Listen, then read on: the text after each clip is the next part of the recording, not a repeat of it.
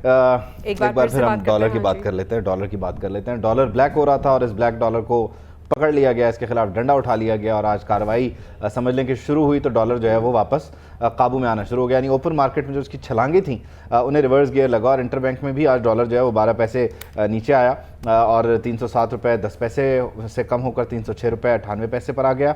और open market में आज बड़ी कमी देखने में आई, 11 रुपये सस्ता हुआ और 312 रुपये में फ़रोख्त हो रहा है। हमारे माशियात डॉक्टर खाका नजीब साहब हमारे साथ मौजूद हैं। बहुत शुक्रिया, thank you so much doctor साहब आपके वक्त का। यकीनी तौर पर ये मार्केट मैनिपुलेटेड थी और इसको मैनिपुलेट करने वाले जो हैं वो किसी तड़ी धमकी और डंडा उठाए जाने के बाद डर गए हैं। ये फ्लक्चुएशन अच्छी है, लेकिन ये कितनी को मैनिपुलेटेड थी? इसमें 15-20 रुपये का मसला था या कोई 50-60 रुपये का कोई बहुत बड़ा फ़र्क है जो हम एक्सपेक्ट करें कि ये गिरावट का शिकार होगा अभी डॉलर? बिस्मिल्लाहिर्रहमानिर्रहीम। देखिए, पाकिस्तान में इस वक्त जो रुपए की कदर है, इन दी एंड तो उसका तायुन इस चीज़ से होता है कि पाकिस्तान की जो लिक्विडिटी है डॉलर्स की वो कैसी रहती है इंटरबैंक में। जो ओपन मार्केट में आपने देखा उसमें बहुत सा आंसर ये था कि एक एक्सपेक्टेशन रोज़ डेवलप हो रही थी कि ये रोज़ 1 रुपया बढ़ रहा है। एक एक्सपेक्टेशन और सेंटिमेंट जो था वो टूट नहीं रहा था। इसके साथ साथ एक स्मगलिंग का आंसर था जो क्रॉस द बॉर्डर जा रहा था, और इसके साथ साथ ये भी था कि लोग जो थे वो एक तरह से होल्ड किए हुए थे डॉलर को और स्टोर ऑफ वैल्यू बना हुआ था। और फिर जो एक्सचेंज कंपनीज हैं, एक तो उनका कर्व का रेट है और फिर एक ग्रे मार्केट डेवलप हो गई थी। इन सब चीज़ों के अगेंस्ट आपने ये भी देखा कि एक एक्शन लिया गया और ये कोशिश की गई कि ये जो ग्रे मार्केट है इसको तोड़ा जाए। जैसे ही ग्रे मार्केट जो है वो टूटी है तो आपने ये देखा कि एक्सचेंज रेट कंपनीज का जो इस वक्त 309 या 310 है वो बहुत क्लोज आ गया है, 307 रुपए के करीब आज इंटरबैंक जो बंद हुआ है। अब ये इस ओवरऑल सेंटिमेंट को आगे चलाने के लिए हमने ये जो ऐसे अनासर हैं जो बिल्कुल होल्ड किए हुए हैं डॉलर या ग्रे मार्केट में हैं, इन पे बिल्कुल हमने एडमिनिस्ट्रेटिव एक्शन लेना है।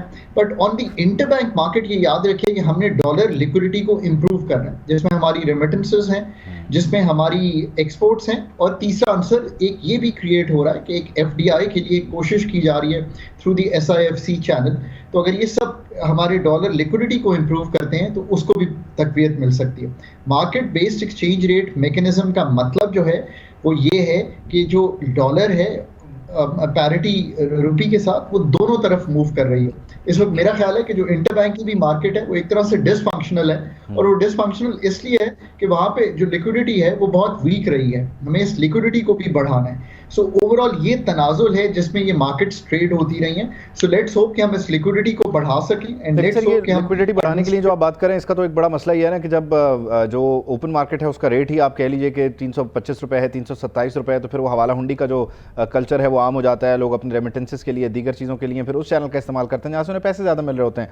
और ये ऐसा भी नहीं है कि ये आजकल में शुरू हुआ हो, ये चला आ रहा है। वो वक्त भी याद है, डार साहब लंदन से चले, उन्होंने कहा कि ये मैं आऊँगा तो इसकी तो कीमत जो है, कदर जो है वो यहाँ होनी चाहिए। तो ये होर्डिंग के लिए अब आके हमने जब इनिशिएटिव लिया है, बहुत देर नहीं होगी, इसको बहुत पहले नहीं कंट्रोल किया जा सकता था?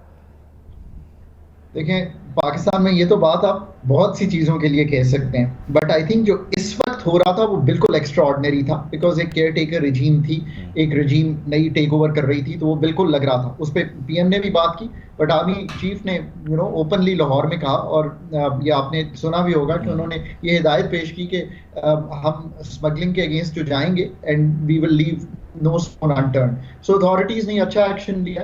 बट एक चीज और भी इसके साथ मिल गई है, कभी कभी जब आपको पता है एक ट्रेंड दूसरी तरफ जाना हो, आई थिंक जो प्रॉफिट टेकिंग है ऊपर, क्योंकि लोगों ने जिन्होंने 300, 305, 310 जिस तरह ये बढ़ता रहा है, जिन्होंने लिया हुआ है वो ये भी रियलाइज करते हैं कि बहुत ओवर एक्सूबरेंट हो गई थी मार्केट, और मार्केट्स जो है ना वो किसी तरफ टेंड कर जाती हैं, एक ही ट्रेंड में चली जाती हैं, और वो बहुत जो ग्रे मार्केट डेवलप हुई वो बहुत ओवर एक्सूबरेंट हो गई थी। So it's all in all it's a good thing कि वहाँ पे एक प्रॉफिट टेकिंग भी हो रही है, और उस प्रॉफिट टेकिंग की वजह से भी इस वक्त अगर आप बल्क में बेचने जाएं तो आप देखेंगे कि एक्सचेंज कंपनीज के पास इतना बायर नहीं होगा। आप बल्क में बेच सकते हैं पर 307 रुपए पे बेचेंगे तो वो इंटरबैंक के पास वापस आएगा। So all in all now let's see कि how our trend of remittances and exports also picks up.